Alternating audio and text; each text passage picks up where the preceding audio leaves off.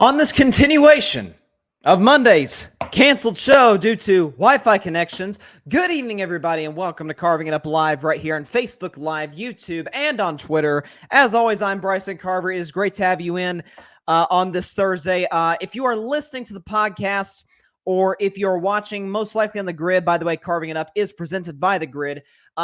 These two shows, Mondays and today's, are probably together. At least that's what I'm going to try and work to make sure happens. For those of you that aren't aware, toward the middle/end of Monday's show, my Wi-Fi just totally went out. I apologize for that issue. Hopefully we won't have it again. We are able to get it fixed, and hopefully it won't give us any more issues. But a couple of topics I had for that show that I think are still relevant for today's show that I'll get into. One of them being Patrick Mahomes' remarkable performance against Jacksonville. And it's relevant because going into this week, that ankle is going to be a big question mark for the Chiefs' superstar quarterbacks and the Chiefs' chances at beating the Cincinnati Bengals, which they were obviously not able to do in this very game last season. I'll talk about that.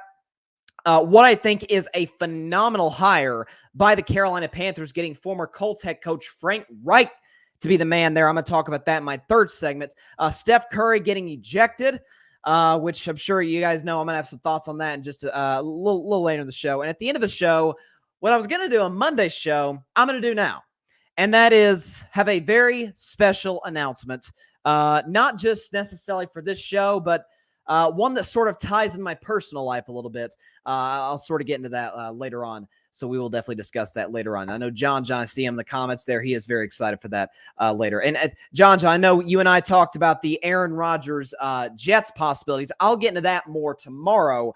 We've got some great topics lined up for tomorrow's show, as well as obviously conference championship game predictions. So stay tuned for that. But first, starting the show with a little bit of a somber note. As I'm sure most of you are aware, today is the 3-year anniversary that we lost Kobe Bryant, Gigi Bryant, and 7 others in that tragic helicopter crash in Calabasas on January 26th of 2020.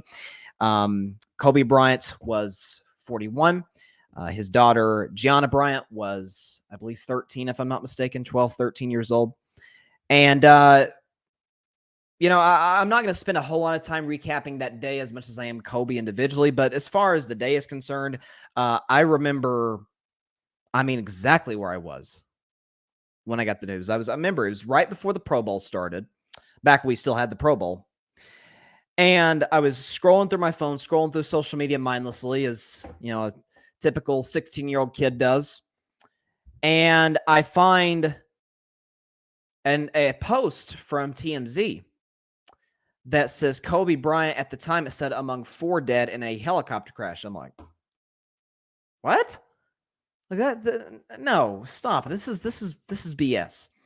And I figured some dope put this together because if you remember the night before, LeBron James had passed Kobe Bryant on the all-time NBA scoring list. He passed him to go into 3rd all-time. And LeBron paid tribute to Kobe that night. I think he had like number 8 written on his sneakers. Kobe put an Instagram post about it. It was like really this cool moment. And it happened to be in Kobe's hometown of Philadelphia, Pennsylvania, against the 76ers. And so when this comes out, it's about midday-ish, East Coast time at least, on that Sunday. I'm like, come on, this is ridiculous.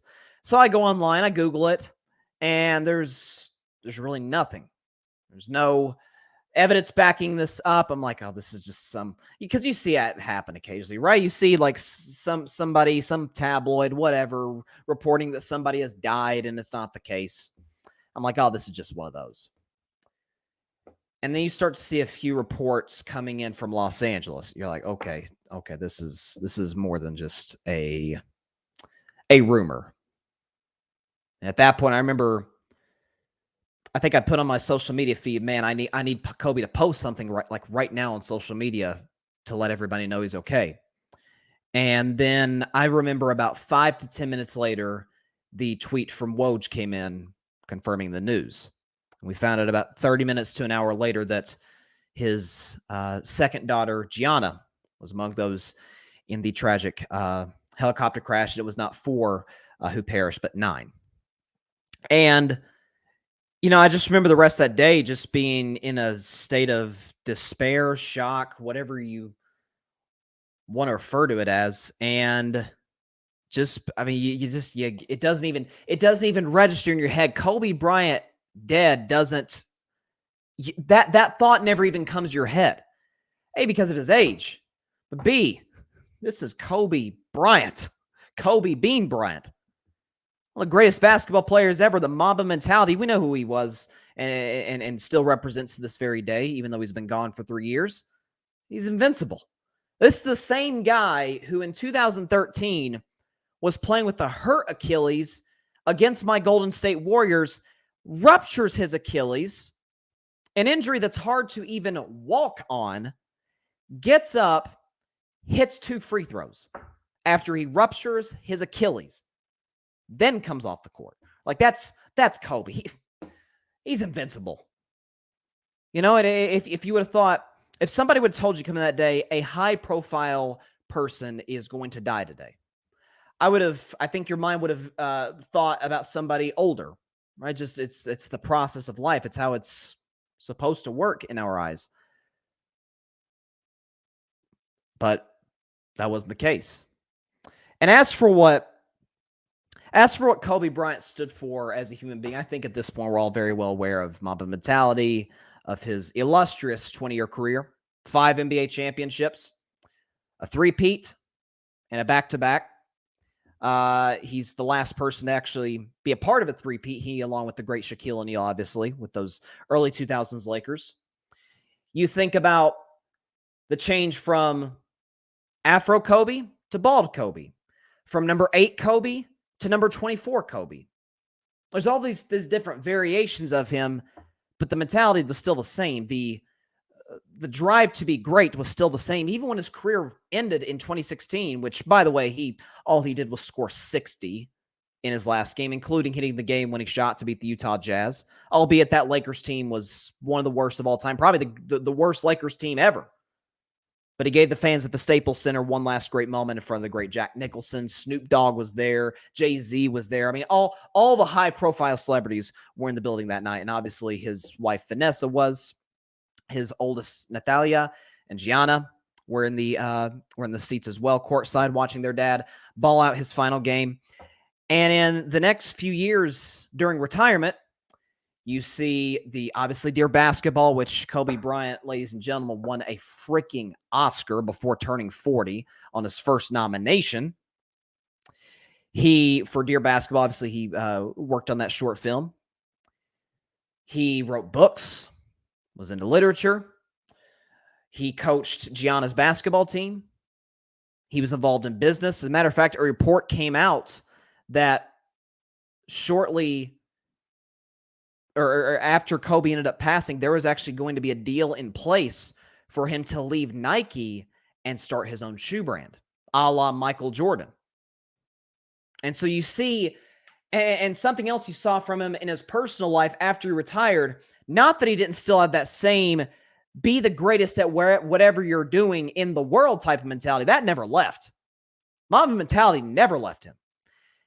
But you saw a side from him that we really didn't see at all. You got to remember, at the time Kobe retired at age 37, he was in the NBA longer in his lifetime than he wasn't in the NBA. 20 years to 17. He was obviously drafted by the Charlotte Hornets at 17, traded infamously to his childhood team, the Los Angeles Lakers.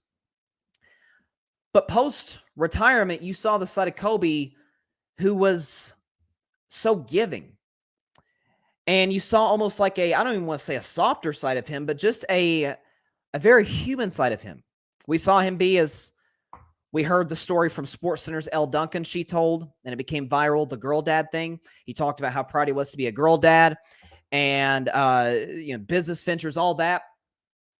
We were seeing this transition into this next phase of Kobe's career, and there is no question in my mind, ladies and gentlemen, had he been able to live a full retirement, I put all my money on the table he'd have been more successful in his second act than his first. So many aspirations, so many goals.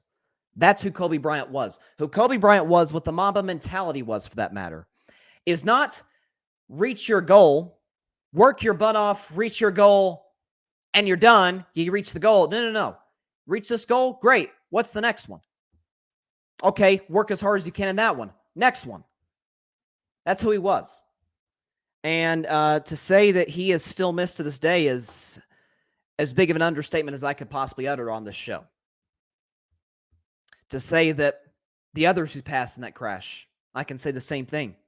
Their families still feel the absence of those loved ones in their lives to this very day. And so today, certainly one that we will never forget in our lives. The outpouring of love and support only continues for Vanessa Bryant, for the families of those of the others who passed. It's I gotta be real with y'all. 3 years later, it still don't feel real. It still does not feel real. And rest in peace, Kobe, Gigi, and everybody else who perished on that terrible helicopter crash in Calabasas.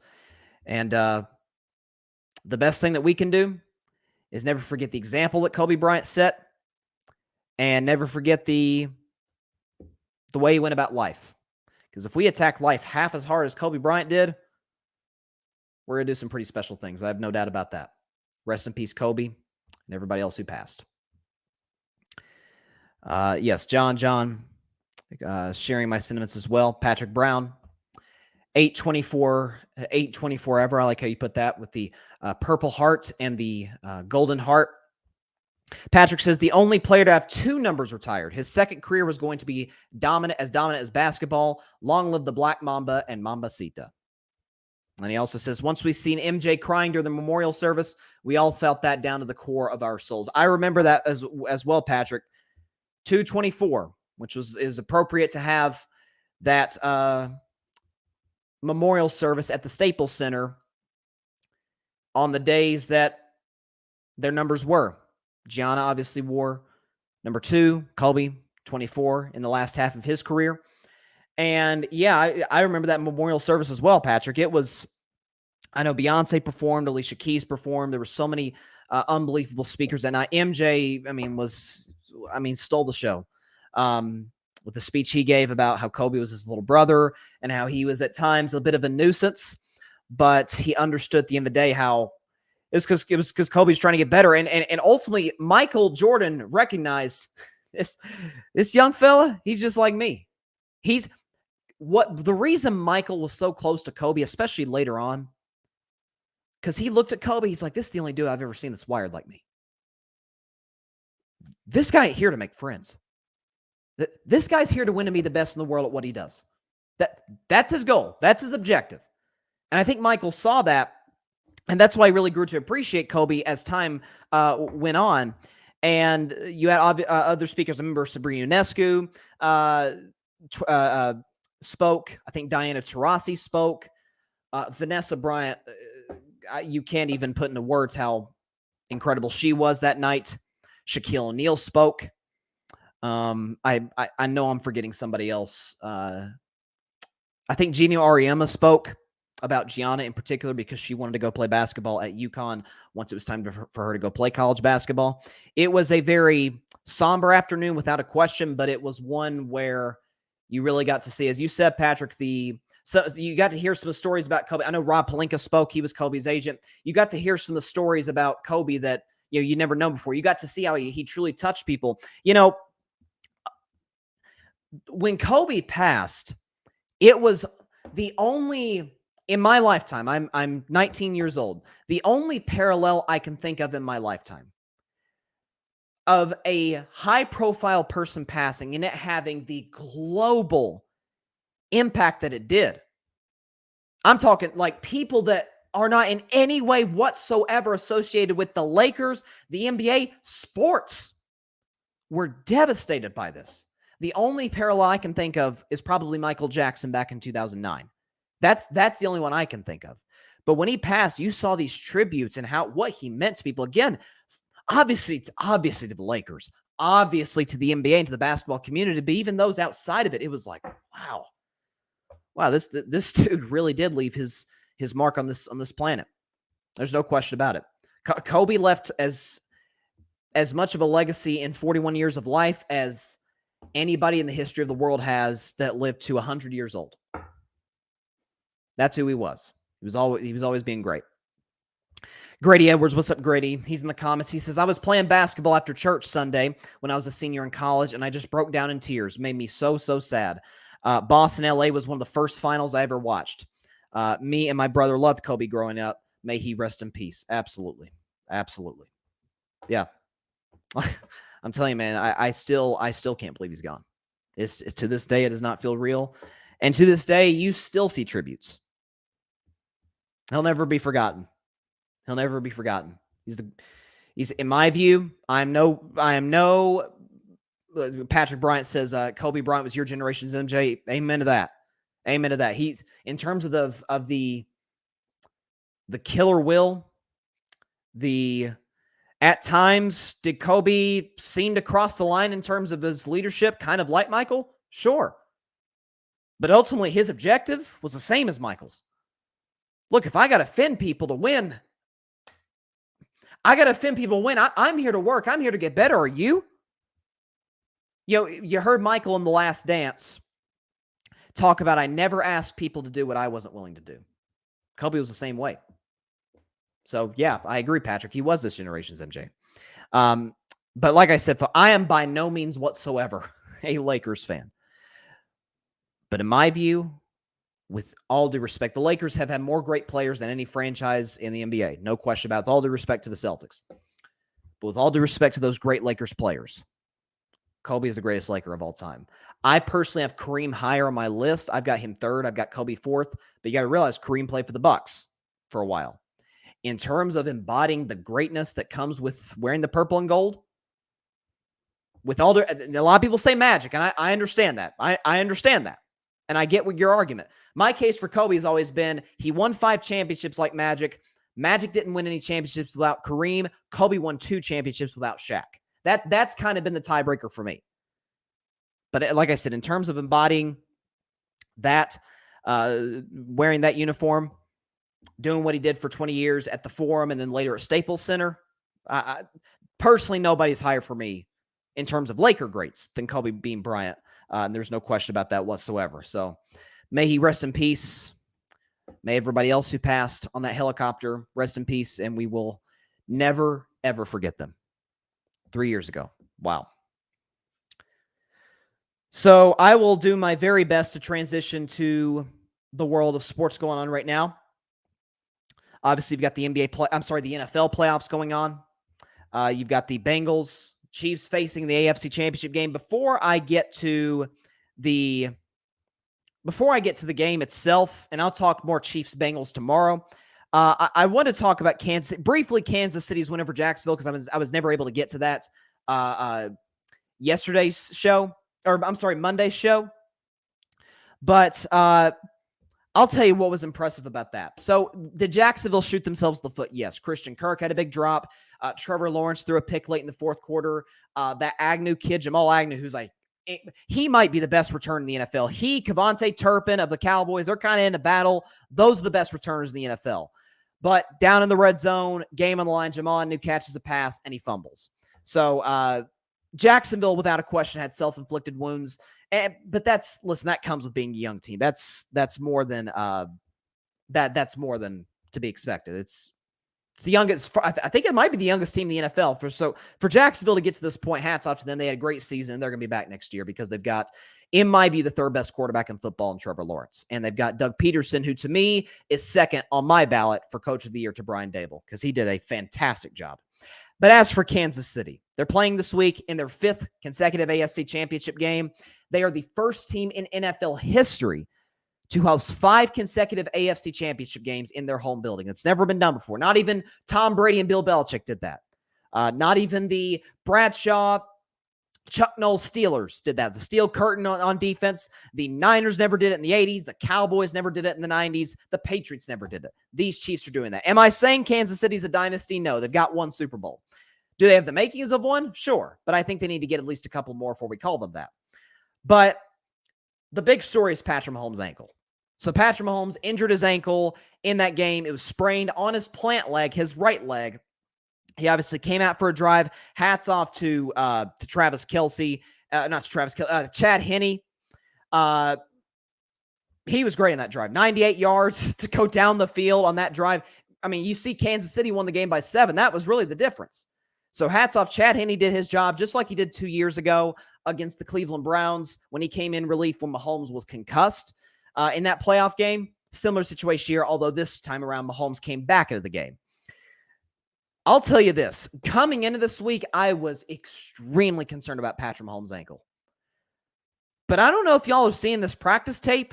I don't know if you're seeing some of these clips of Mahomes, walking off the podium after some of his media availability sessions. Call me nuts. I don't see a limp.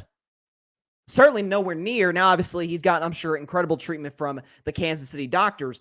But what happened last Saturday, dude was barely able to move. He had a jump pass here and there to Travis Kelce, but outside of that, his mobility was incredibly restricted by that injured ankle. So now when you look at just a few days later, his ankle seems to be totally fine. That is huge for Kansas City. That performance that he had against Jacksonville, folks, was outstanding. I mean, really the debate coming out of that one is, okay, it's not whether Patrick Mahomes is the best quarterback in the NFL. Is Patrick Mahomes on one leg the best quarterback in the NFL? The only guy I'd put above him is Joe Burrow. That's it. I'd take a healthy Joe Burrow over a beat-up Patrick Mahomes. Everybody else, I mean, you still see the crazy arm angles. He's still doing whatever he can to make some plays with his legs. With that hurt ankle, again, I mind you on his plant leg, which is where he's able to generate all that force behind every throw. No, he's that dude. He's going to win a second straight MVP this year. I don't think there's any question about it. I think it's the right selection by the NFL. I think he's clearly the MVP. With all due respect to Jalen Hurts, to Joe Burrow, to Josh Allen, to Justin Jefferson. To me, I don't think it's. I'm not saying it's a blowout. It's not like a unanimous MVP type situation like Lamar Jackson, but it's a pretty sizable gap to me between 1 and 2. But coming into this week, like I keep telling y'all, Cincinnati's defense is a whole different animal than Jacksonville's defense. Jacksonville has some players, Trayvon Walker, Josh Allen, not that Josh Allen, the one that plays defense. Rayshawn Jenkins, I think is his name. I hope I'm not mistaking it. They're not Cincinnati. I keep telling you, I've been saying this for about a month. Cincinnati has by far the most underrated defense in the league. By far. When you talk about their front four, Sam Hubbard, DJ Reader in between the tackles. You talk about linebackers, not Logan Wilson. Is that his name, Logan Wilson? I'm blanking. I think it's Logan Wilson is the guy's name. 55 for the Bengals. Mike Hilton is a remarkable player in the secondary. Like they've got dudes that play for them. So, and we know that they gave Kansas City problems last year in the AFC Championship game. We all know Kansas City goes up 24-6. Cincinnati scores. Andy Reid with, I'm sure, a decision he would come to regret, going for a touchdown with 4 seconds left in the half at the 5-yard line, as opposed to just kicking the field goal, going up 14 points. He's going for the kill shot. And it's boom or bust. And in that case, it was bust. And Cincinnati rode that momentum from there, and they won the game in overtime. Patrick Mahomes played a really bad second half.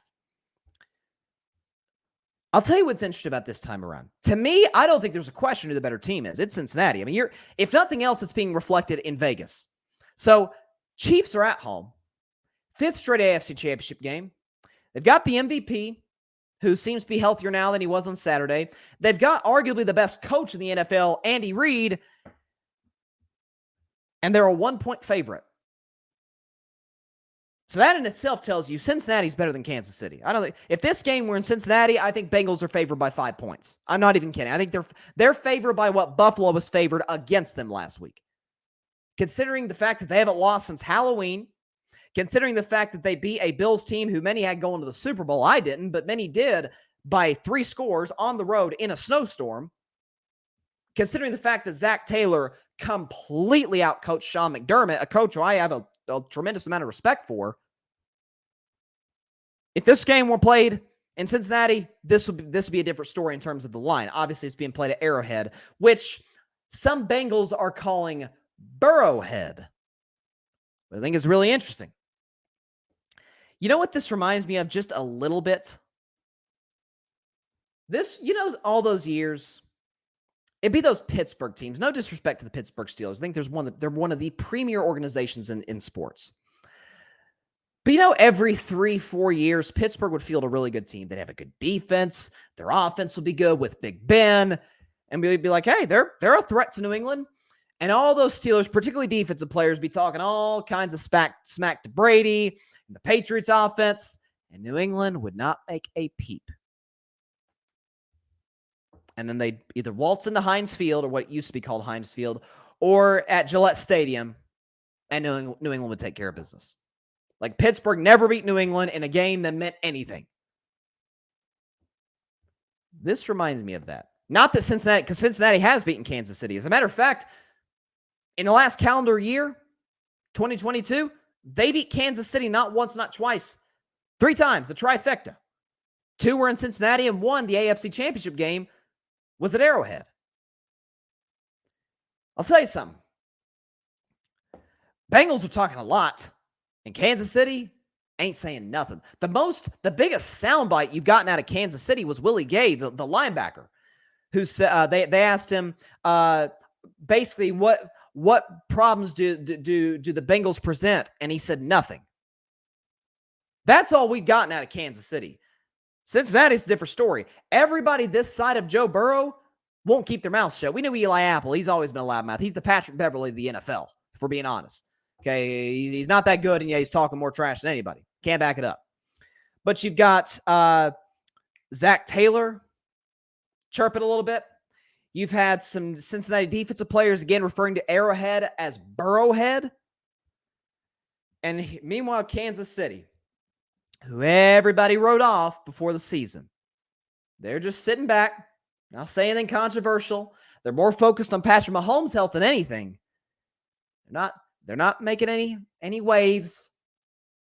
And Sunday night will come, and you're going to see that frustration come out with Kansas City. I'm not saying I'm necessarily picking them to win. I still haven't really made a prediction for that. I'm predicting that game tomorrow. But I'm just saying this. I've always had a rule in this show. I'm not kidding. Since the second episode of Carving It Up, almost 3.5 years ago, I remember it was the Browns playing the Patriots. The Browns were about 500 at that point, but they had a lot of talent. And New England at that time I think they were undefeated, if I'm not mistaken, at that point. And Jarvis Landry, a guy who I have all the respect in the world for, I love Jarvis Landry, but he was talking about basically guaranteeing a win in New England. I said, okay, I don't have an issue with it if you back it up. Because this is the Lions den you're going into, okay? These are the kings of the league, and you're the Cleveland Browns. Like, there's levels to this, but I can't say nothing if you win. And they got smoked.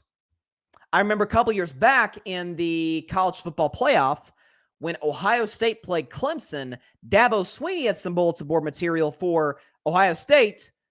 I said, I don't know if that's the program I'd feel bulletin board material to. It was Justin Fields versus Trevor Lawrence at that point. And Justin Fields had the best game of his college career, and Ohio State absolutely rolled Clemson. So, like I said, I've had the rule in the show. If you want to talk a big game, fine. And Lord knows, if there's any team that can back it up, it's Cincinnati. They've been backing it up all season. They backed it up last year in the playoffs. But you haven't won yet. And Kansas City's been hearing all offseason, ever since the Tyreek Hill trade, about how Mahomes is going to come back down to earth, as is Andy Reid. You can't win if your only good offensive weapon is Travis Kelce. They're like, okay. We ain't going to say nothing. We're just going to win the AFC West for the 7th straight year. All we're going to do is get the number 1 seed in the conference. While these other teams, y'all getting hyped up, Buffalo and Denver at the time, and Vegas within our division, and the Chargers, and the Bengals, the Ravens, and we're not going to say nothing. We're going to do our job. We're going to do our thing. Now they'll get their opportunity. Now, of course, they did lose to Cincinnati about a couple months ago in Cincinnati. But Arrowhead, as we know, is a whole different monster. And last year, It's interesting how the dynamic has changed. Last year, it was the Bengals who were the big underdogs. Kansas City, the pressure was on them because we expected them to win. If the Bengals lost that game, we're like, hey, good run, Cincinnati. You won your division. You won 2 playoff games, but you happen to lose to the best quarterback-coach combo. There's nothing wrong with that. We wouldn't have criticized them for 1 second about that. Now I almost think the shoe is on the other foot. I'm not saying there's no pressure on Kansas City. I am saying that Bengals been talking a lot. Joe Mixon, remember Joe Mixon going in the playoffs, said, we're the big dogs in the AFC? And my response is, I think you are more than capable of being just that. I need you to win a Super Bowl first. Be called the big dogs. I don't think there is necessarily a quote-unquote big dog. That was New England for 2 decades. It could be Kansas City. Could be Cincinnati. Both those teams have the 2 best quarterbacks in the NFL. They've got solid rosters, although I think Cincinnati's is better. Good organizational structures, although I like Kansas City's better. But they're going to be doing this for a while now. They're going to be meeting a lot in the playoffs. Like this, get used to this. But I feel like there'll be more blowback if Cincinnati loses than if the Chiefs lose. Because now it'll be, okay, timeout. You're better than them. You hadn't lost since Halloween. You beat them last year. When they had Tyreek Hill last year, why can't you beat them this year? By the way, Mahomes was beat up this year, unlike last year. So I'm just saying, this is a very fascinating matchup for that reason. Very, very, very fascinating. Got some comments. Okay, Grady says KC will be a dynasty if they win this one. Are you talking about this year's Super Bowl, Grady, or the AFC Championship game? Because I don't think you can be a dynasty with 1 championship. 2, maybe. Like if you want to talk about like the Detroit Pistons back in the day, back in the late 80s, where they won back-to-back championships. I mean, you can make that case. 1, you can't. He said, just me, or is Aaron Rodgers about to be traded to the Jets, literally following in Brett Favre's footsteps? I've been thinking the same thing in terms of the Brett Favre comparison, where Favre retires, goes to the Jets. That's really interesting. So what's next? Minnesota? He spends a year with the Jets. Vikings move on from Kirk Cousins after he blows another playoff game. They go with an old Aaron Rodgers, and he wins the MVP. I don't know. It's interesting. It's very, very interesting. Grady Edwards says, speaking of backing it up, you got any thoughts on Shannon Sharpe versus the Memphis Grizzlies last week? I do, Grady. I will save that for a couple segments down the road on today's show, so please stay tuned for that because I was planning on talking about that. He says, Grizzlies talk a bunch of smack. So annoying. I'm totally with you there, and I will elaborate on that further without a question. But thank you for presenting that, Grady. Patrick. I was about to call you Patrick Mahomes, Patrick Brown. That's like I didn't mean to. Yeah, that's a big time compliment. But Patrick Brown says Joe Burrow has as many playoff wins, 5, as my Cowboys in the last 28 years. Burrow wasn't even born yet when the Cowboys won their last Super Bowl. It's a drought that feels like it's going to continue. I'm not going to say for another 28 years. Maybe double that and say 56. I don't know. It's going to be a while. Grady Edwards says, I mean, technically, the Bengals are a bunch of big orange cats. I think are you referring to the big dogs thing?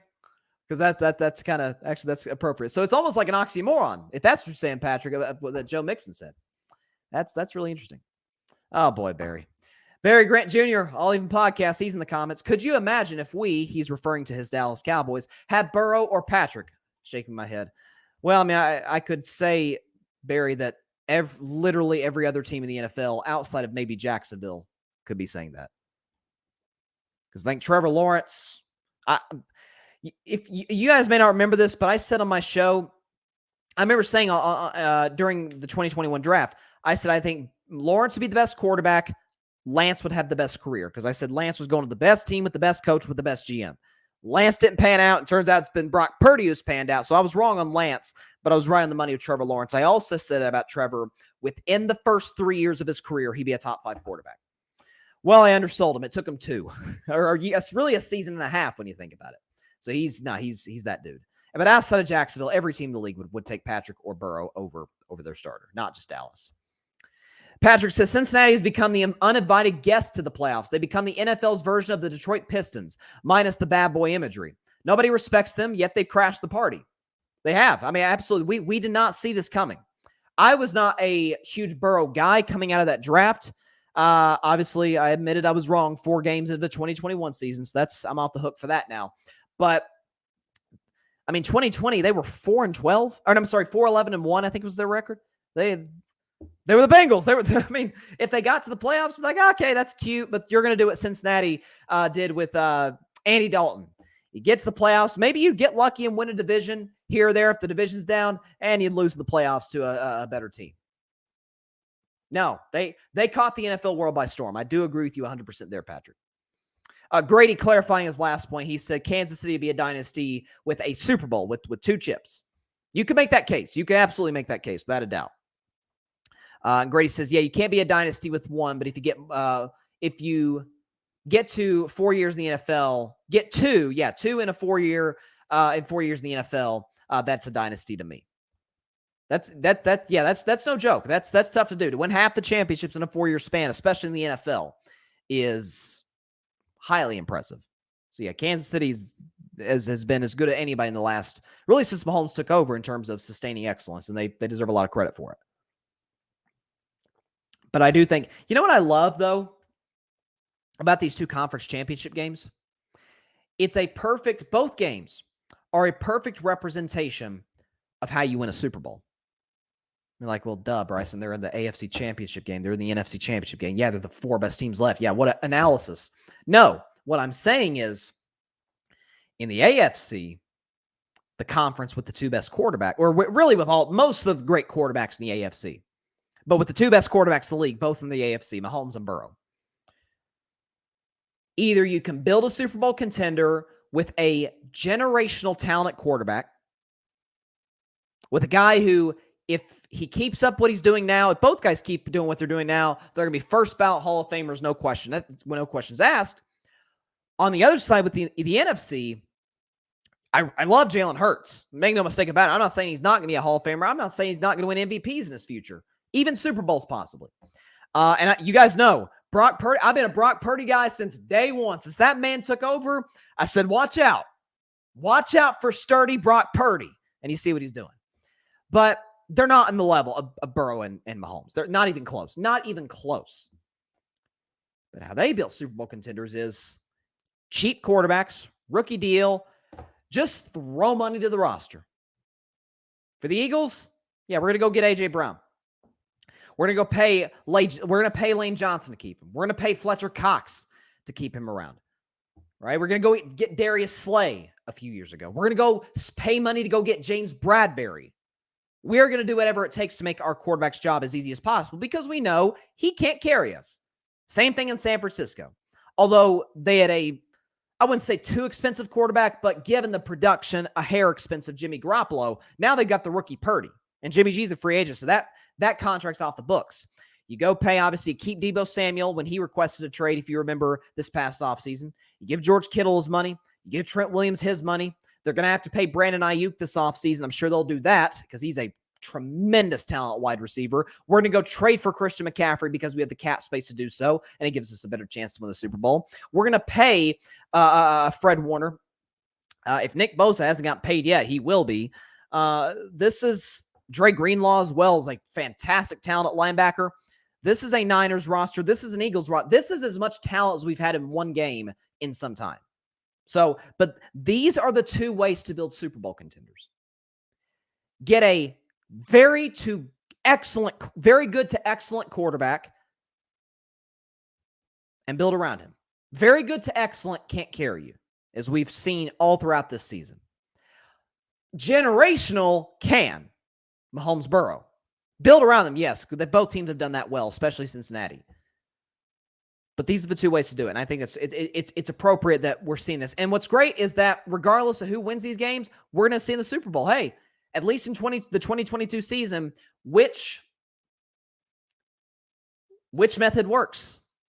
The unbelievably talented quarterback who can carry you to a Lombardi trophy, or an incredible roster with the inferior quarterback, but all around the roster's better, the players are better, and they can get it done. That's what's going to be really interesting. That's why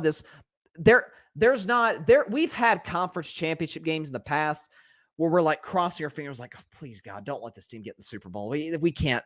Like, remember Jacksonville's in that one year? It's like, oh, we cannot. We almost had a Jacksonville-Philadelphia Super Bowl, folks. We almost had Nick Foles versus Blake Bortles in the Super Bowl. We ought to still be sending Tom Brady thank you cards to this day for staging yet another fourth quarter comeback. So then thank God we got Patriots-Eagles, which ended up being a great Super Bowl. It was a great Super Bowl. Jacksonville-Philly would have been unwatchable. People to watch because it was a Super Bowl, but nobody wanted to see that. In this case, there's not a bad Super Bowl matchup. I saw Fox Sports ranked the 4 possible matchups. I think they had Kansas City Niners last. That'd be a phenomenal game. Heck, they just played 3 years ago, and that was a great game. Like, there's not a bad matchup in the mix. That's what's great about it. Like, I don't think I would be stunned if in the next 3 weeks, or the next 3 games, the final 3 games to close the season, that we see a blowout. I'm stunned. I mean, that it's reflected in Vegas. Okay, Vegas has Philadelphia as a 2.5-point favorite over San Francisco. So almost a pick 'em because the home team gets 3 points. And then the Bengals are a 1-point underdog on the road at Arrowhead at Kansas City. And then the Super Bowl, I have a feeling that the odds are going to be reflected as much because obviously the Super Bowl is a neutral site in Arizona. So home team, that's not going to be a factor. But we are in some remarkable matchups this weekend without a doubt. Grady says, I like Trevor, but he's either barely in my top 10 or just outside right now. I just need to see him do it another year before I go there to elite. That's fair. I think he's at the top. To me, tier 1 is Mahomes and Burrow. And whoever's in tier 2, to me, Lawrence is in the top of it. I mean, you tell me today, for the next 5 years, you want Josh Allen, who's incredibly talented, or Trevor Lawrence, who the literal second he got competent coaching, and not just competent coaching, great coaching in Doug Peterson, and they put talent around him, all of a sudden he wins the division, wins a playoff game down 27-0, and competes with Kansas City. That was never at any stretch of the imagination. That was never a blowout. So Jacksonville's going places. I'm not saying they're going to be a contender next year, but don't be shocked if you see them in the AFC title game a year from now. Now, to a team that is definitely not in their conference championship game, but today just ensured that they're going to be going in the right direction for the next few years. And that's the Carolina Panthers. They hired Frank Reich today to be their new head coach. I cannot tell you how much I love this move. Because when you talk about Frank Reich, you're talking about a guy who was the offensive coordinator for the Philadelphia Eagles in their Super Bowl winning year back in 2017 under Doug Peterson, who got the best out of Carson Wentz, got the best out of Nick Foles, and then each of the following 4 seasons he spent as the head coach of the Indianapolis Colts, he had a different starting quarterback every single year. 5 seasons as the Colts head coach. He started with Andrew Luck, in which Andrew Luck had one of the better seasons of his career. And so we're like, okay, Colts made the playoffs. They've got one of the all-time talents at quarterback in Andrew Luck, who's finally got an offensive line and finally has a great offensive mind to get the best out of him. And then a month before the 2019 season starts, after Andrew Luck played a great 2018 season, he retires because his body had just taken too much of a beating. He couldn't do it anymore. And so a month before the season, this isn't March where we're in the offseason. We're like, okay, this is a bit terrible, but we can either go get a quarterback in free agency, go trade for a quarterback, or draft one. No, we got to go with Jacoby Brissett, and that's just the way it's got to be.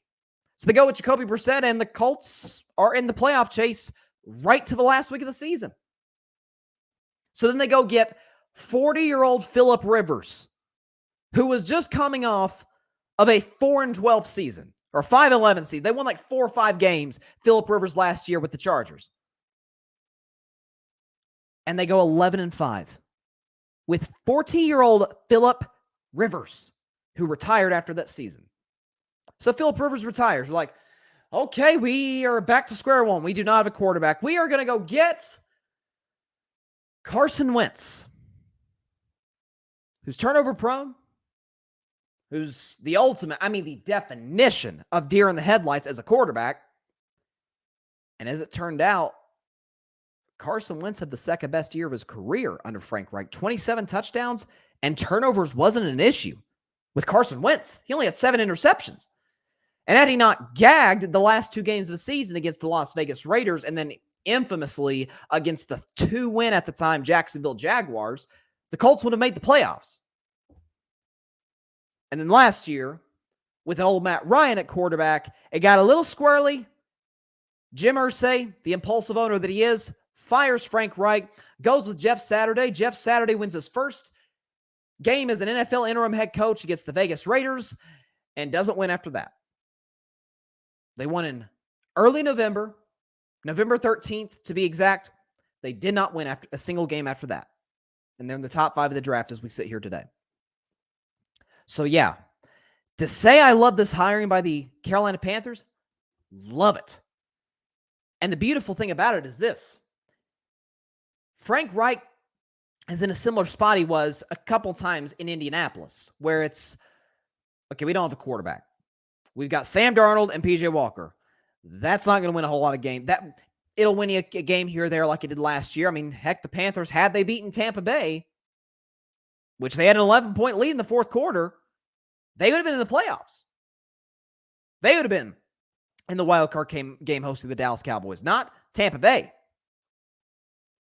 With Sam Darnold, they started Baker, then PJ Walker, then Baker again, then back to PJ Walker, and then Sam Darnold, and yet they were in the playoff chase, albeit in the worst division in the NFL. But speaking of that division, now the Saints are a mess. The Saints are in cap hell, and doesn't look like Dennis Allen is the answer at head coach. Andy Dalton, love him. He's one of the best low-end starters, high-end backups, as I call it, in the NFL. He's not taking you anywhere near where you want to go, certainly where you were with Drew Brees. So the Saints are kind of a mess right now. And the Falcons are a train wreck. Their answer at quarterback right now is Desmond Ridder, which I really didn't love as a prospect coming out of Cincinnati. All of a sudden, you're Carolina. You're like, okay, we got some assets in the Christian McCaffrey trade and in the Robbie Anderson trade. So we're sitting here today. We've got a great defense. We've got playmakers on offense. DJ Moore at the top of that list. I love DJ Moore. He's one of the most underrated players of the league, in my opinion. Just hasn't gotten great quarterback play. He does play a dependent position after all. Now for Carolina, it's like, oh, hang on a second. There's some notable free agent quarterbacks on the market, and even if we don't land them,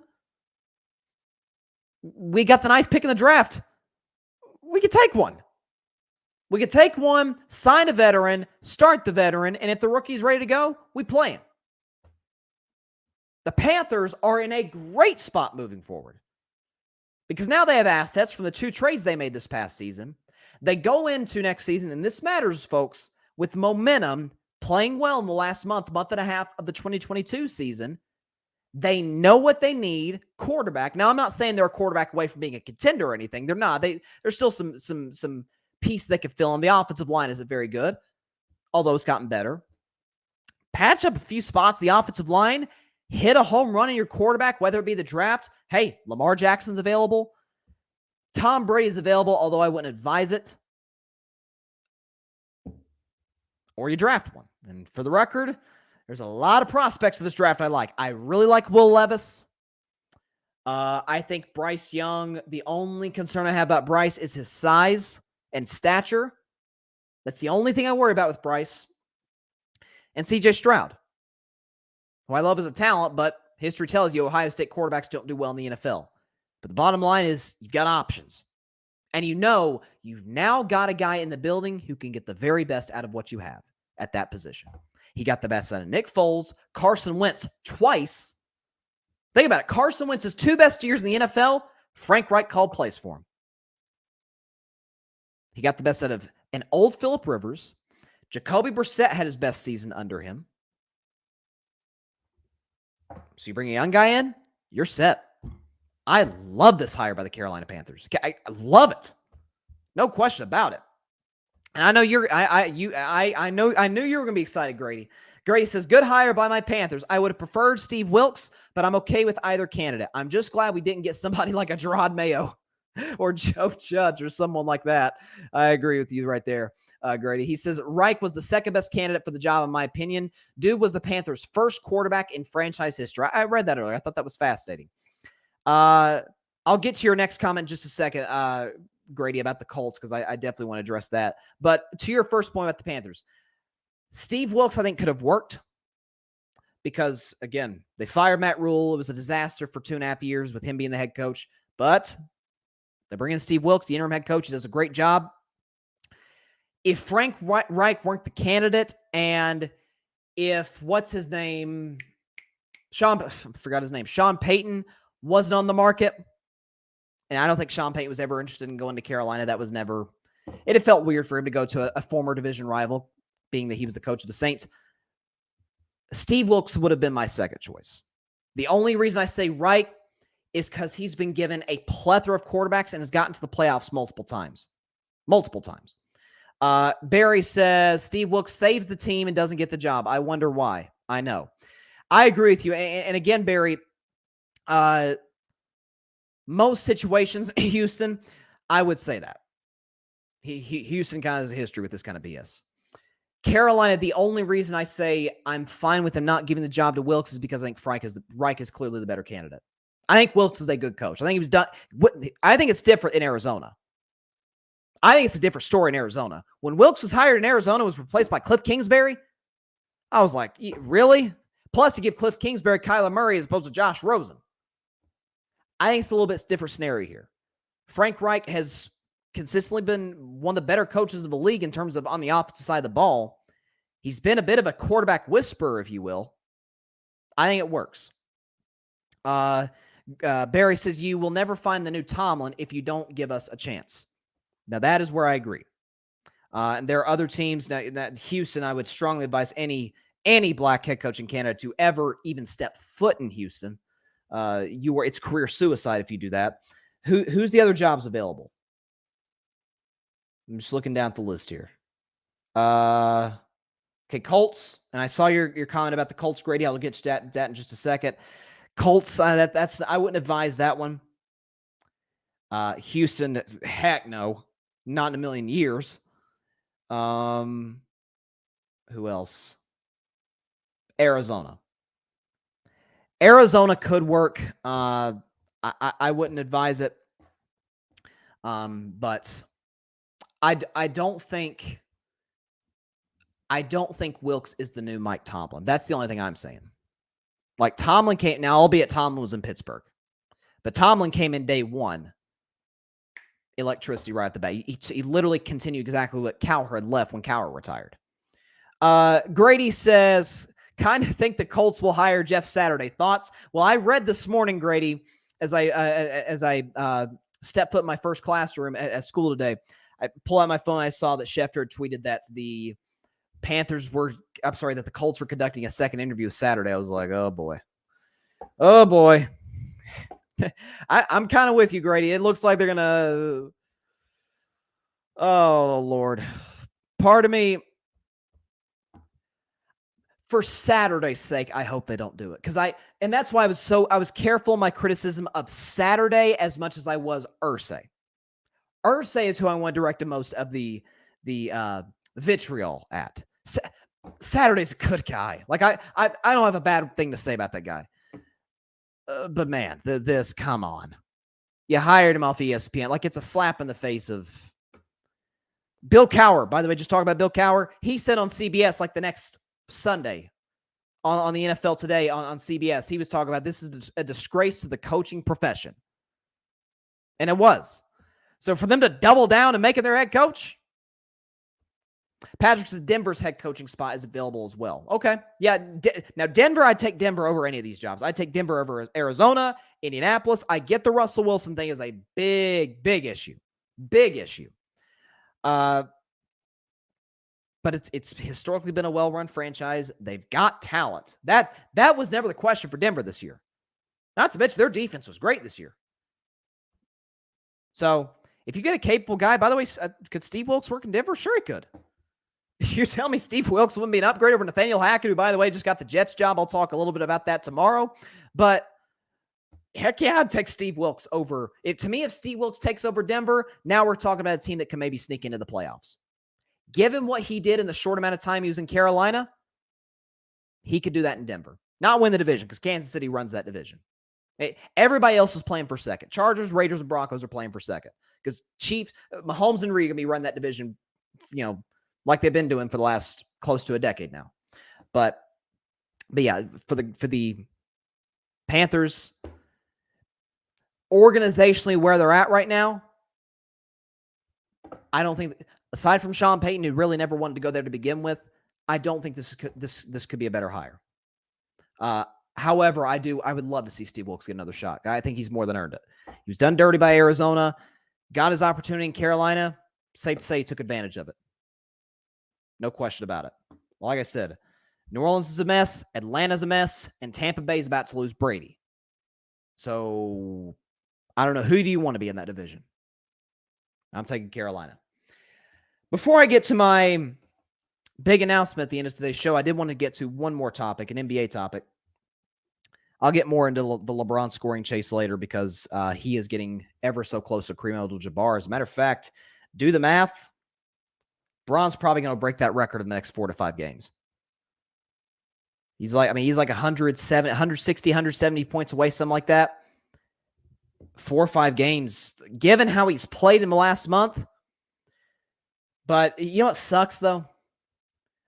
I wanted so bad for LeBron to break the record at Crypto.com Arena.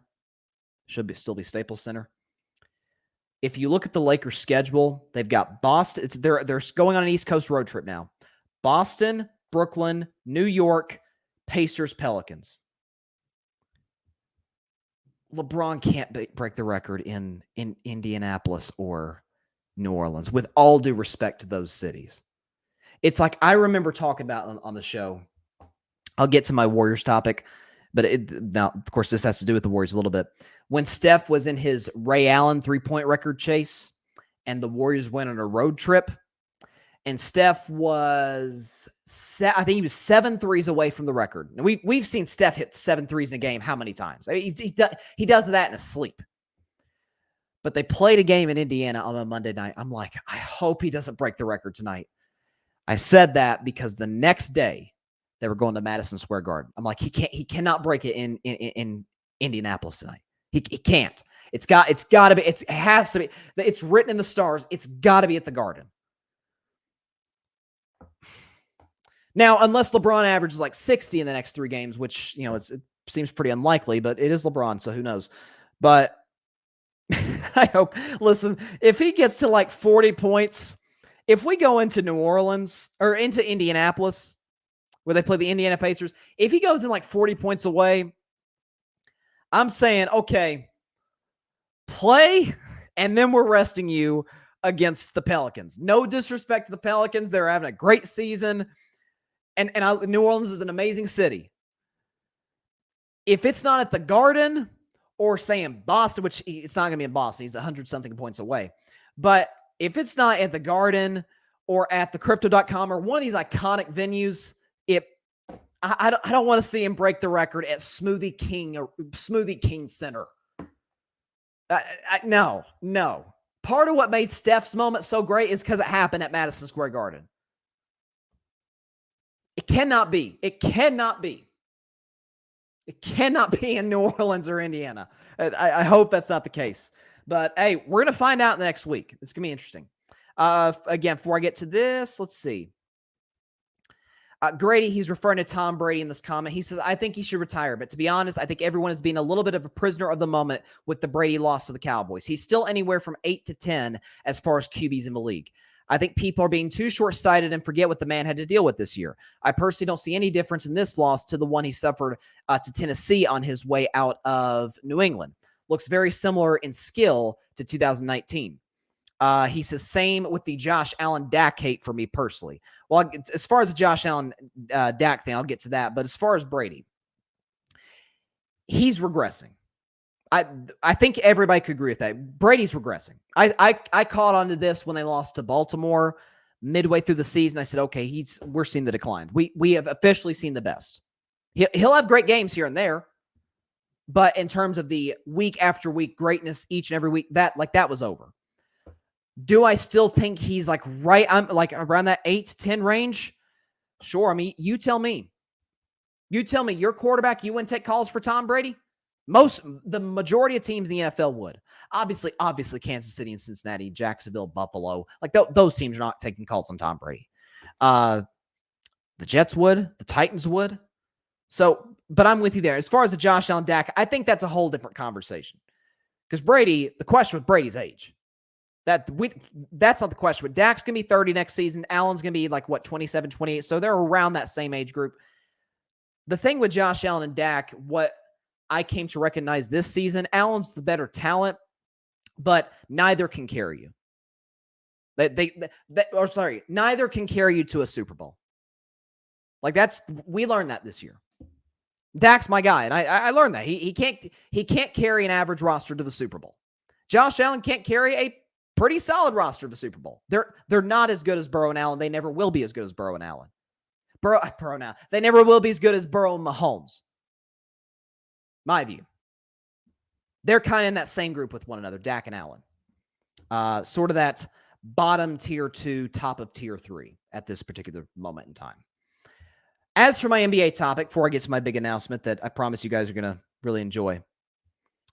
So, on a regular old Wednesday in the National Basketball Association, the Golden State Warriors, in case people out there seem to have forgotten as of late, the defending NBA champion Golden State Warriors, my Golden State Warriors, once again beat the Memphis Grizzlies. We've been doing that for some time now, by a final score of 122 to 120. Jordan Poole hit the game-winning layup with 1 second left. But the big story coming out of this one was not the Warriors-Memphis rivalry, which I say in the most emphatic air quotes of all time, because it's not a rivalry. Memphis hasn't earned the right to be a rivalry. And I'll get to the Shannon Sharpe thing later, Grady. But Steph Curry, my man, was tossed out of the game with about 1:15 seconds left. Golden State's up 2. Steph Curry, for those who didn't see the play, I wasn't able to get it on the show, but there's a shot. I think Klay Thompson missed the shot, but he got his own rebound, followed it up, and kicked the ball out to Jordan Poole. Now, mind you, there's 1:15 seconds left. The shot clock reset to 14 seconds. Steph is right to Jordan Poole's left, clapping for the ball. Clapping, hey, let's give it back. Let's run some. Let's get into a set. Either I'll go one-on-one, or we'll get a good play, get a good shot, which they've been doing all night long. They pretty much got whatever they wanted against Memphis, who I hear is a great defensive team. Anyways, Jordan Poole instead takes a 30-footer. I don't know if it's 30 feet, it's 28 feet, something like that. It was a deep 3, and he missed it. And Steph Curry absolutely goes ballistic. He runs down the court, takes his mouthpiece out of mouth, and chucks it toward the baseline in the arena. Now, it did not hit anybody.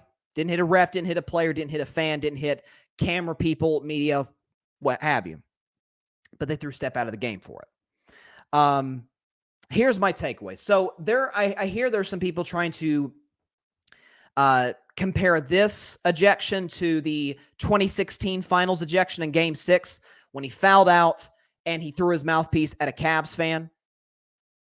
That's a whole different ballgame to me. He threw a mouthpiece at a fan sitting courtside. You can't do that. This case, here's my takeaway. I'm hearing a lot of folks talk about the reaction individually. But as somebody who's a Warriors fan, as somebody who watches every second of every single game, I love watching Golden State play. There's been a building tension in terms of late game management between the Warriors and Jordan Poole. Do I think there's animosity? I don't. I love Jordan Poole. As a matter of fact, hand to God, I'm not even kidding to you. I just got a Jordan Poole jersey in the mail today. And I'm going to wear it loud and proud with pride this year. I can't wait to wear it. I love Jordan Poole. I was thrilled when Golden State paid him right before the season started. I'm like, great, we've got our sixth man locked in for the long term. With that said, Jordan Poole makes some of the dumbest late game mistakes I've ever seen in my life. It is, and I hate to throw shade at this guy because he's been good this season. I'm not a fan of his, but he's been good this season in his role, Russell Westbrook. Jordan Poole makes Russell Westbrook decisions late in games. Now, he's obviously a better shooter than Russ. He's a better ball handler than Russ. Russ is obviously the far superior athlete and player, obviously, all time at least. But what drives me crazy about Jordan Poole, and again, I love him, but if you watch some of these late game situations, he'll dribble the ball off his foot. He'll try and cross a dude up, go between the legs, behind the back, spin move, and he'll fall and lose the ball. He'll get stripped. He'll dribble it off his foot out of bounds. He'll take a very ill-advised shot when there's still plenty of time left on the clock. As a matter of fact, I remember a game, if I'm not mistaken, I think it was Portland. Portland came into Golden State earlier this year. Steph was hurt. This is after Steph had suffered a shoulder injury. So Steph's on the sideline in street clothes. Jordan Poole, dribbles the ball off his foot. He was trying to do too much, got too cute with the basketball, and the ball went out of bounds to Portland. Steph kept his composure, at least we thought, walked from where he was sitting to the back of the bench and slammed a chair. He grabbed a chair and just slammed it. Last week, my Warriors played the Cavs. Jordan Poole had a great night, by the way. I think he scored 36 points. He had a great night. But he got a technical. By the way, it's a deserved technical. Most technicals these days in the NBA are total BS. This one was, or wasn't. He earned the technical. And Steve Kerr goes all the way to half court and is yelling at him, "Jordan, get your head in the game."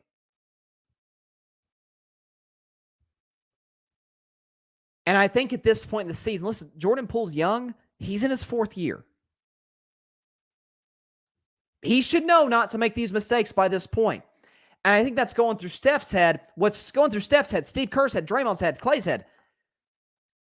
These mistakes cannot cost us playoff series. We can't lose a game in a playoff series, a crucial game, because Jordan Poole made a boneheaded mistake. If we lose in the last possession of the game, let's at least get the last shot. If it's Poole, if it's Steph, if it's Clay, if it's somebody else, Wiggins, taking the last shot. But there's been so many scenarios this year where Jordan Poole can't even get a shot off because he's trying to do too much, or he'll take a terrible, terrible shot with still plenty of time left on the clock where they can get a better look. And I think you saw that in the frustration from Steph. I had an issue with the ejection for this reason. He's not mad at the ref. He's not, if you threw it at the ref, that's okay, yeah, you get tossed for throwing crap at the ref. Matter of fact, Steph actually did get thrown out of a game in 2017, ironically against the Memphis Grizzlies, although these were the Conley-Gasol Grizzlies. He threw a mouthpiece at the foot of a ref because he didn't like the call. That's an ejectable offense without a shadow of a doubt. You can't do that. In this case, he's mad at a teammate, throws it toward the baseline. It doesn't hit anybody. He's not throwing it at anybody. He's throwing it down off the court. Emotions clearly got the best of him. And he gets tossed. Here's what I'm saying. And this is what bothers me about the reputation thing. I think your reputation should precede you to a certain degree. I've seen Draymond do way worse and stay in the game. He will dog cuss a ref for 3 minutes and stay in the game. Steph throws a mouthpiece in frustration with not a ref, but his own teammate, and gets tossed with a minute left in a 2-point game on national television. The ref has to have more self-awareness than that. And you know me, I am consistent as it comes. I don't criticize refs the way other people do, because my mentality has always been refs make mistakes just like players make mistakes, and just like coaches make bad calls. What we love about sports is it's imperfect humans playing a game, or in this case, officiating a game. So I don't bash refs unless the call is just totally egregious, unless it's just like So obvious. It's unbelievable that you missed it. Some of the, I'm not even just talking about Steph. Some of the technicals being handed out in the NBA this year, a guy says one wrong word, beep, we tee him up. It's starting to bother me. I mean, Draymond actually got tossed out of a game 2 years ago for yelling at James Wiseman. He was yelling at James Wiseman. I'm sure there was some choice language in there. It's Draymond. And they threw him out of the game. He's like, I wasn't yelling at you. I wasn't yelling at the ref. I wasn't yelling at the Zebras. They tossed him out. Very similar situation with Steph here. Now, props to Jordan Poole. Kid redeemed himself with the game-winning layup with a second left on a play that Draymond called, by the way, because Draymond is one of the smartest players in the NBA. But I did not like that ejection whatsoever. To me, it's a whole different conversation if Steph is throwing it at somebody like he did in the 2016 finals. He's throwing it away from everybody. That I hated that ejection. Now, as for the game, listen. Memphis wants this to be a rivalry so bad. So bad. And I hate to say it, it's never going to be a rivalry. Memphis, and this sort of carries my points. Grady brought us this up in the comments. I was going to talk about it Monday. Wi-Fi said otherwise, so I'll talk about it a little bit today. Memphis carries themselves as if they've accomplished what Golden State has accomplished. In the Ja Morant era, and for the record, I want to make myself very clear when I say this. Ja Morant is a superstar. He is, without a doubt, one of the 10 best players in the NBA. He's going to be dominating this league for a long time. And he has changed the culture in Memphis. With that said, with Ja Morant, they've won one playoff series. They have never been to a Western Conference Finals with Ja Morant. And this, I'm not just going to put this on Ja. This group that they have, Jaren Jackson, Steven Adams, Desmond Bane, Dylan Brooks. They've won one playoff series. Golden State has won half the championships in the last 8 years. You're not on this level yet. I think you will be if you keep this group together. Once Golden State is old and their time has come, yeah, I think the Western Conference will be Memphis's to lose. But it ain't that time yet. And sort of carrying into the Shannon Sharpe incident last Friday night in Los Angeles. So I saw the video. I saw, I think it was Woj. Somebody had retweeted it because Dave McMenamin got the video. Dave McMenamin, who's a Lakers reporter, got the video of basically Shannon Sharpe threatening to take on the whole Grizzlies team. T. Morant as well. T. Morant is Ja Morant's dad. Which, by the way, I don't have an issue with T. Morant, just the same way I don't have any issues with LeVar Ball. He's a passionate dad supporting his son. What T. Morant doesn't bother me. But as for the Grizzlies,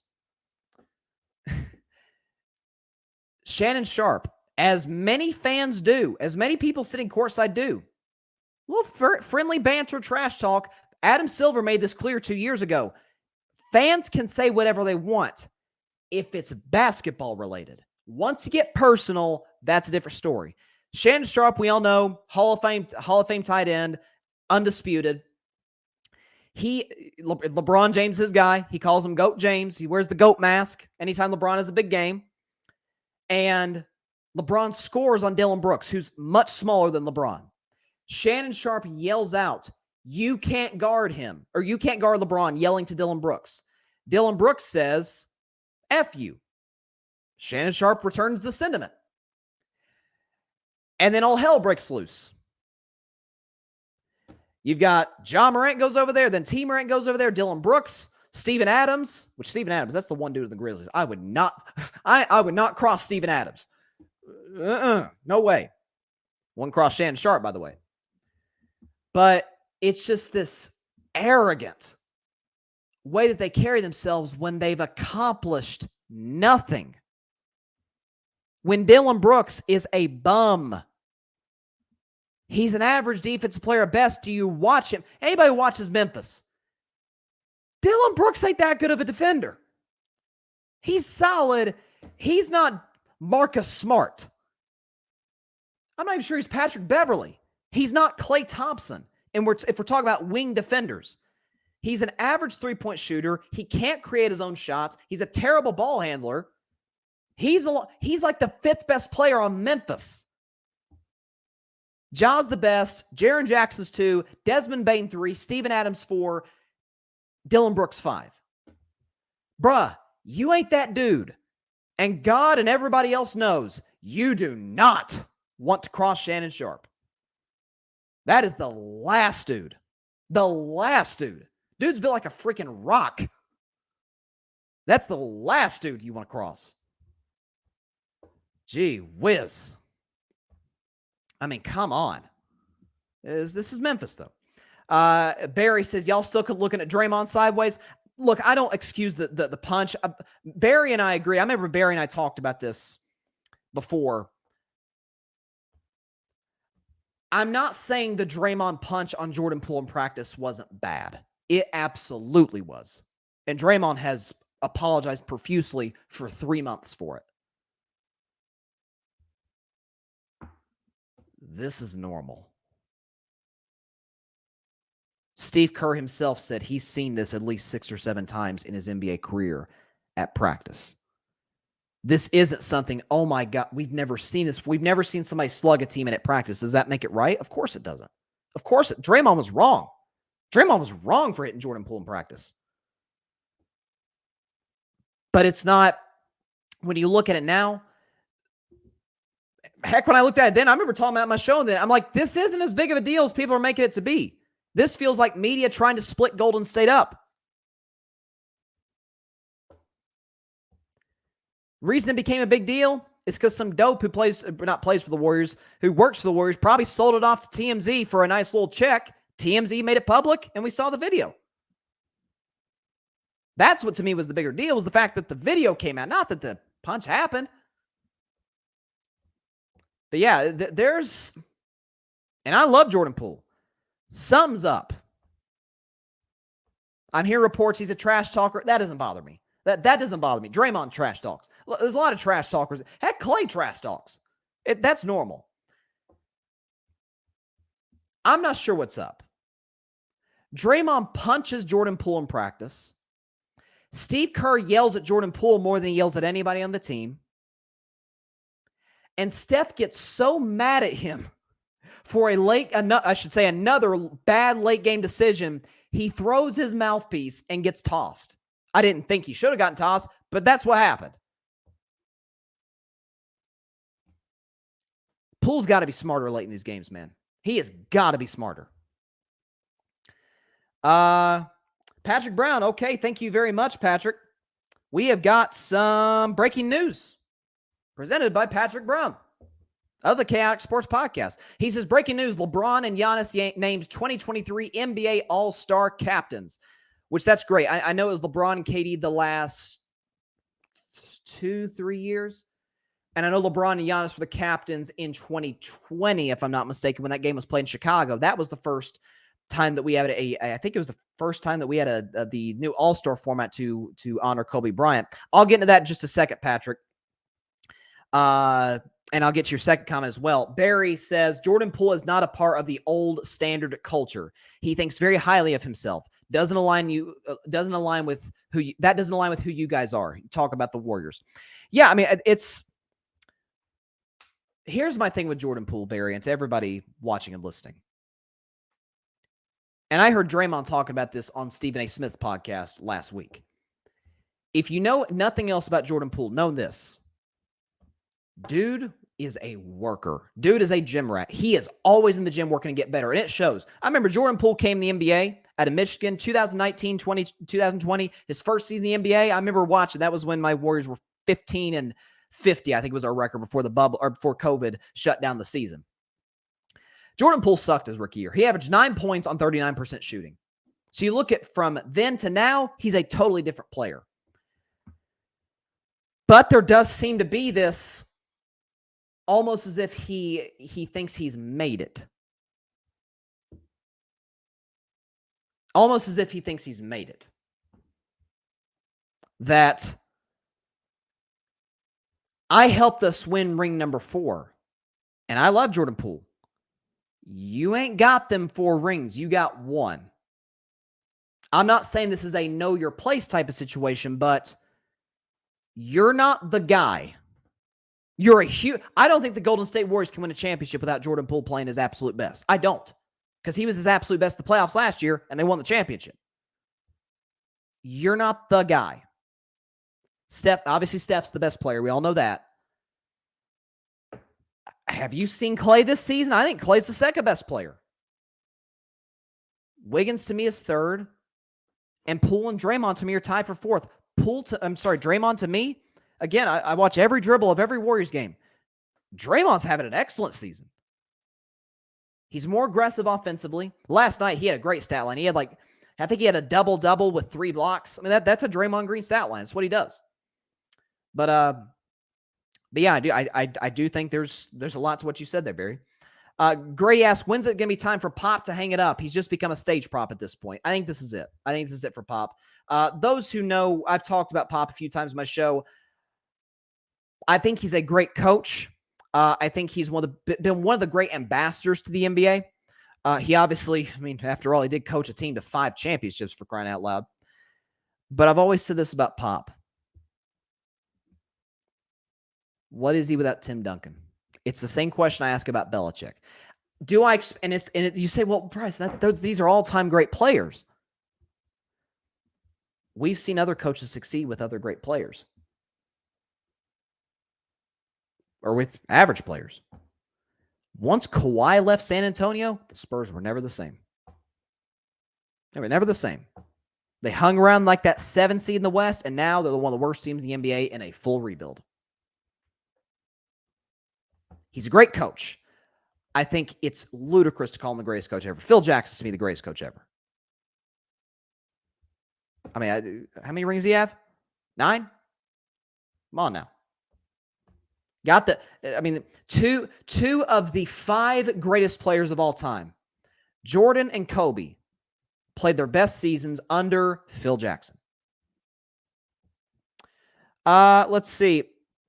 Grady says, I'm quite sure y'all can get LeBron this offseason if y'all want for Poole and a bunch of dudes. If this isn't the Warriors' year, I'm sure you guys will get back. Barry don't love it. That's funny. That's funny. Listen, I've said this for 2 years now. I remember talking about this after the 2021 All-Star game. If LeBron wants to come to Golden State, I've got his jersey waiting for him. We've got that number 20. Let's see. Okay, 23 is worn by Draymond, and 6 has been retired. Bill Russell's number 6 retired. Okay, so whatever number he wants to wear. Knowing Draymond's relationship with LeBron, he'll give up 23. He can have whatever he wants. Because as I've said religiously on this show for 2 years now, if you pair LeBron James and Steph Curry up, it's the greatest duo, fit-wise, in NBA history. Fit-wise. Arguably the greatest passer ever. It's LeBron or Magic Johnson. John Stockton's got a case. But arguably the greatest passer who loves shooters, paired with the greatest shooter ever, the greatest shooting backcourt ever with Clay. Ooh. Come on now. Come on now. Now, do I think it's going to happen? There's no way. There's no way the Lakers would trade LeBron to the Warriors. No way. Next season, at least.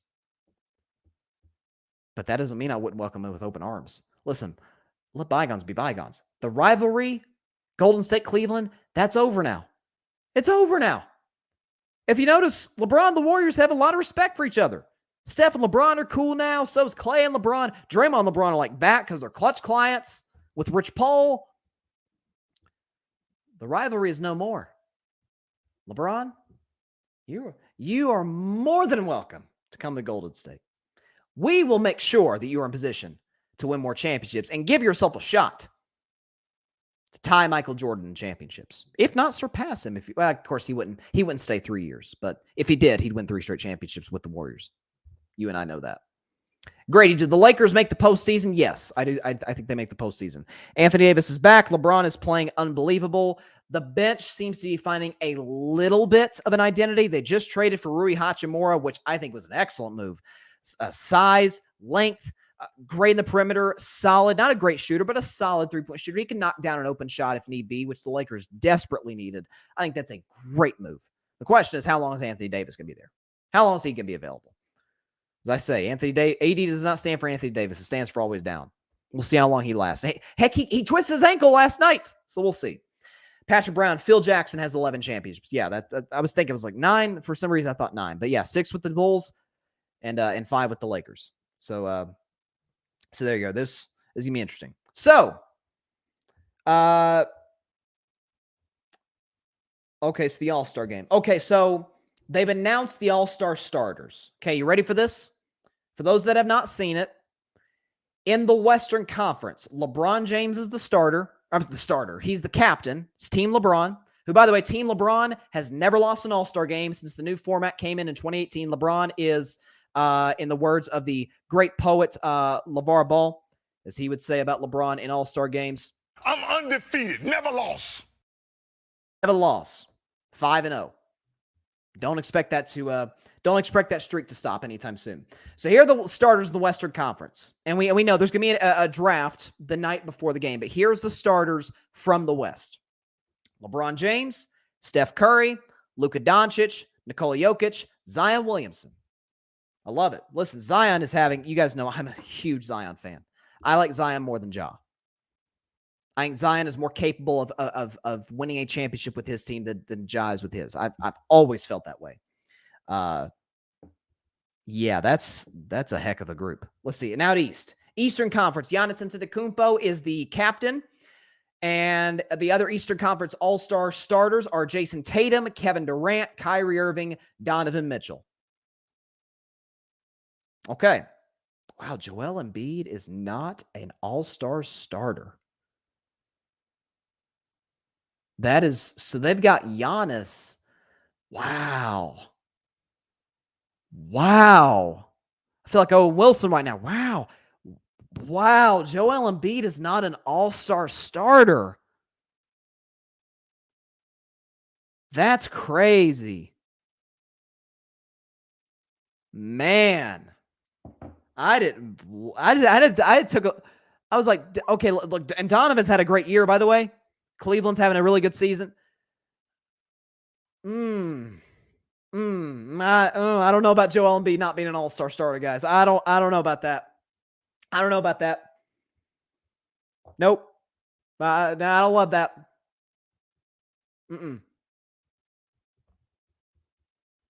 He gonna take this personally. Listen. If I know anything about Joel Embiid, and he is as great of a competitor as they come, but he's not going to take too kindly to this. That's interesting. Okay, so I've been teasing it since Monday. I've been on here for an hour and a half. I've got a special announcement to make after we get to this comment. Grady says MJ turned 60. Wow. MJ turned 60 during All-Star Weekend. How about that? That is crazy. I cannot believe time has flown like that. Michael Jordan, 60 years old. That's weird. So I've been teasing it for a while. The whole special announcement thing. And I will reiterate what I've said during the tease, that it is one that will not only kind of impact the show, but kind of impact my personal life a little bit. Not a little bit, actually, a lot, because it obviously does involve sports. So, we're going to get to it. My special announcement for this show and for my personal life is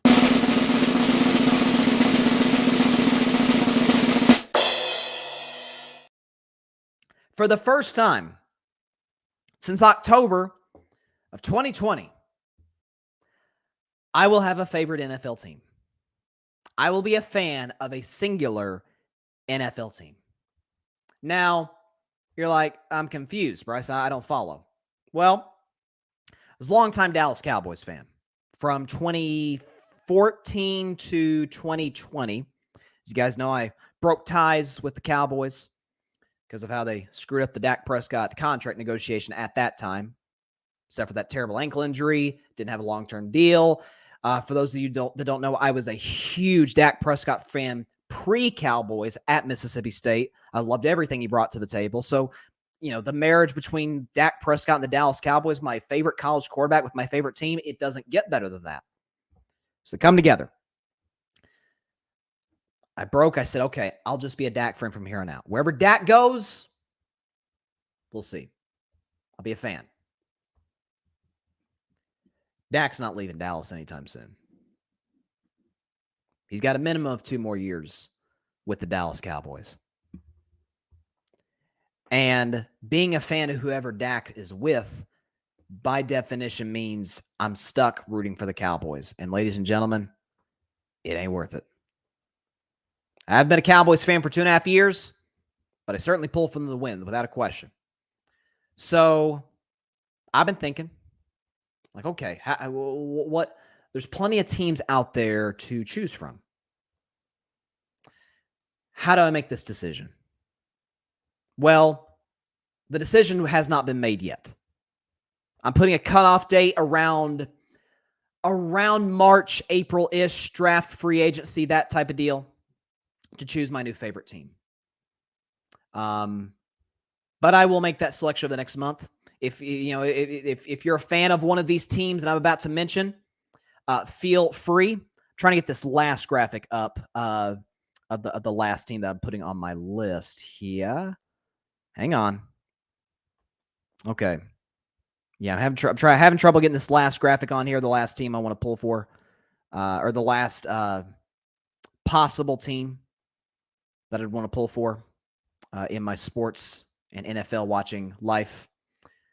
Okay, I can't pull it up for some reason. Hang on. Trying to get it. Hurry up. Come on. Okay, there it is. Okay. All right, so hang on. It's having some issues. All right, so I've got the teams ready. Here we go. So the 8 teams that I will be choosing from. It feels like The Bachelor right now. I really do. It feels like I'm on The Bachelor right now. But there are 8 different choices, 8 different teams that I could choose to be my new favorite team. One could be eliminated in a couple of weeks. I will explain that further in just a moment. But I've narrowed it down to 8, which is the 4th of the league. These teams are, no drum roll this time. These teams are the Baltimore Ravens, the Pittsburgh Steelers, the Tennessee Titans, the Los Angeles Rams, the Seattle Seahawks, the Los Angeles Chargers, the Carolina Panthers, and finally, the San Francisco 49ers. These 8 teams are in the mix to be my new favorite team. I have not, it's been, listen, a free agent fan, folks, it has its place. It's nice for a while. But part of the joys of being a fan is you get to feel the jubilation when your team wins and the heartbreak when your team loses. I feel that when my Red Sox win or lose, or when my Warriors win or lose, or when my Tennessee Vols win or lose. I don't feel that when the Cowboys lose because I'm not a Cowboys fan. It doesn't have that. When it sucks when Dak loses, but it doesn't have that same feeling. It's about time it does. So I'll list the teams again.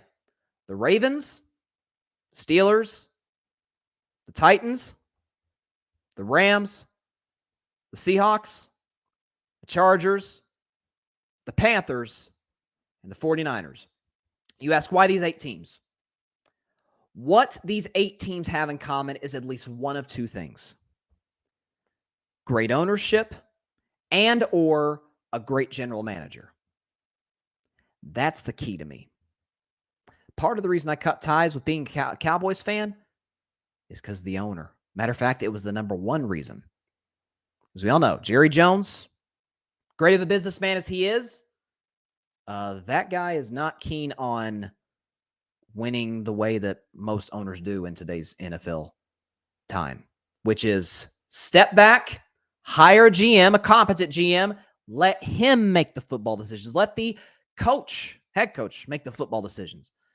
But no, Jerry's got to be involved in these, and not to mention the numerous, and I do mean numerous, post-game interviews, midweek interviews. He's involved in coaches' meetings.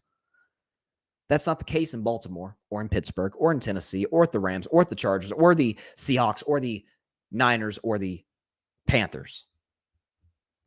I either like the owner, like the general manager, or both. In the cases of both, Pittsburgh, the Rams, the Seahawks, the Niners. Yeah, it's those teams. I like the owner and the GM. The Niners are out of the mix if they win the Super Bowl, because that would, by definition, make me a bandwagon fan. But I've been a Niners admirer on this show for some time. I think they're as talented as any team in the league. I've been saying this for years. I love Kyle Shanahan. I love the ownership group. I am a huge John Lynch fan as a general manager and as a player, by the way. He's an all-time great safety, Hall of Famer. But one of these 8 teams will be the new team. I'll elaborate more than I am now because we're kind of running out of time for each of these. Grady says, so I'm guessing you're choosing the Texans. I am definitely not choosing the Texans, no. Barry says, how about the Jets? Absolutely not. He says Titans would make sense. It would. I live in Tennessee, so that could make sense. He says, if you become a Niners fan, you are dead to me. Well, it was fun while it lasted, I guess, right, Barry? Grady says, dude, if you become a Panthers fan, come to Charlotte next year and we could go to a home game together. If I choose the Panthers, hey, I'll be there. Name a time, whenever the Panthers play home game, I'll be there. And he says, did you think about going to the Cowboys? What do you think? Not a chance. And for the record, and I said this on Monday's show, there's not many fan bases, and I mean this from the bottom of my heart, because I used to be one. There's not many fan bases I respect more than Cowboys fans. To put up what they put up with year after year after year, playoff heartbreaks, awful management at the top of the organization, and yet they still show that same passion, fire, and love to the Cowboys. I got nothing bad to say. They're one of those fan bases I love. I don't love Cowboys fans as much as I do Bills fans, but I love Cowboys fans. They're great. I mean that. They're awesome. But yep, that was my special announcement. That's why I said it'll impact my personal life because, and this, again, it almost feels like a marriage, because if I make this commitment, it's going to be for the rest of my life. I am going to be a fan of one of these teams till death do us part. That's why the Cowboys are not in there. I can't be married to the Cowboys till death do us part. It'll cut my life in half if I do that. I don't want to do that. So yeah, there you go. Either the owner or the general manager, that determines it. Why? Because if you're bad at either or both, oh, you're screwed. You are screwed. So there you go. With that said, wait, we got a comment. I figured after this reaction, Barry, it's about time. You know what? It is about time. You are right. You are right. And by the way, for the record, am I still going to be wearing the Dak hat? You betcha I'll be wearing the Dak hat. The Dak hat is not going to be retired. Am I still going to be pulling for Dak to be freed to an organization that believes in developing him and putting the talent around him? Of course. Do I believe that a team will at some point acquire Dak, give him something better than Kellen Moore? Sure. It's just not going to be the case for the next 2 years. I'll be still pulling for Dak Prescott. Make no mistake about it. Just like I pull for Derek Carr. So there you go. With that, that is all the time we have for today's show. Appreciate everybody stopping by as always. Be sure to catch Carving It Up live tomorrow at 6 p.m. Eastern, 3 p.m. Pacific time on Facebook Live, on YouTube, and on Twitter. Also, be sure to like, share, comment, and take 2 seconds out of your day. Hit that big red subscribe button. Helps the channel grow exponentially. We really appreciate it. And hit the notification bell anytime I put out a new video, go live, YouTube short, whatever the case may be. And very important, please be sure to go subscribe to the Grid Podcast Network. That is GRYD, the Grid Network. I'm a part of this incredible network on YouTube. You can also listen to the show on the Grid Network, GRYD, on the Grid Network, on Apple Podcasts, Spotify, iHeartRadio, Google Podcast, as well as wherever you get your podcast. Please go check it out. So, and I've got the Grid hat on today. So, got to rep the brand. Loaded show. Like I said, I will be making a very important decision over the next few months about who my team will be. I haven't quite put a cutoff date yet. Preferably before the draft. I'd like to have a little bit of my team's gear going into the draft to rep it, because I'm sure we'll be doing something involving a draft show, which I look forward to. But yeah, there you go. So hope everybody has a great evening. See y'all tomorrow. Please continue to stay safe. Please be sure to take care of your physical and your mental health. God bless you all. Peace out. It's a big decision, man. Big decision. Thanks so much for watching the show on YouTube. Be sure to click that big red subscribe button and go check out the other clips and full shows of Carving It Up Live. Have a blessed day.